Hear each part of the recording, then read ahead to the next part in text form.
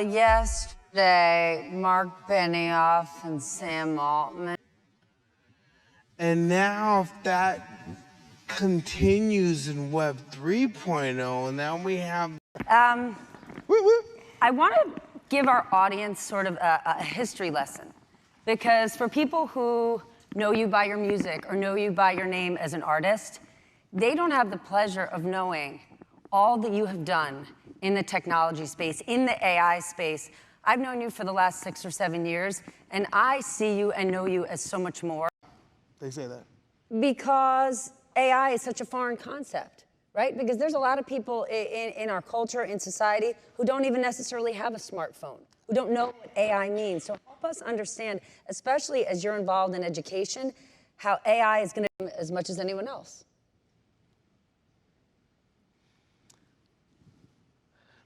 If I live with that fear, I don't want to live that way. I don't want to live with continues in Web 3.0, and now we have of giving into it and saying, oh my gosh, we've given away all of our data, we're not going to get it back, the deepfakes are coming. When the bad things happen, we recalibrate, we reset, and we just up-level and we do better from there. Is that what you're saying? Not just that. I'm saying you gotta inspire, you gotta inform. Yo, this music stuff is great. This AI is gonna be making awesome music in a hot second. You know, mom guidelines that I abide by. Who are saying to you, yo, Will, AI is going to take my likeness. AI is going to take my music, right? When you think about the actors' strike and the writers' Let me hear that lyric again. What it is you talking about? I'm like, no, Ma, that's what we doing. What do you mean we screwed?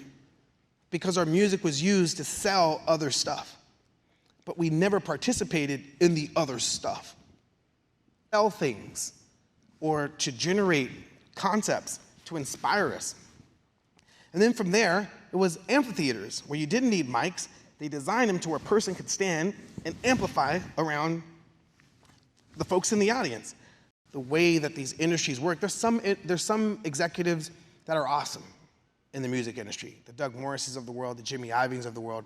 They've always like empowered and enabled, hey, I really remind our audience or compare that, you know, sort of as an artist, because obviously this conversation is compare that where we are, right? Your access to create your own content, put it on all these platforms, and whether it's to 15, 20 years ago, if you were an aspiring artist, the only tools and avenues you had to be heard or picked up, and how that's changed in a world that's so much more democratized now, how much better it is for you. 17 and 18 and wanted to be heard versus a 17-year-old today. When I was 17, there was a guy by the name of Eazy-E who signed me to his record company, Ruthless Records. So where we're going, I encourage creatives not to, the sad part is these systems will write awesome songs. It was like, yo, check out this yoga AI. This fucking shit does yoga. But it's not gonna rinse my shit out. Like, I have a digestive system. Your digestive system seems pretty freaking healthy. Take a shit for me. It ain't happening. You gotta shit yourself. You know what I'm saying? I'm so glad we're out of time. I'm so glad. This part about speaking to Will is, and you're gonna be like, oh my God, that was Somebody amazing. go shit for me. You're gonna be like, that was amazing.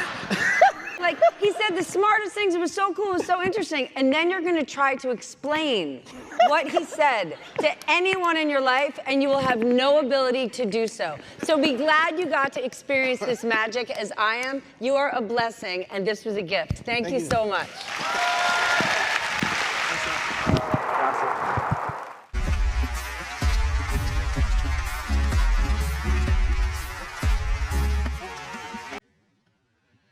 And now if that continues in Web 3.0, now we have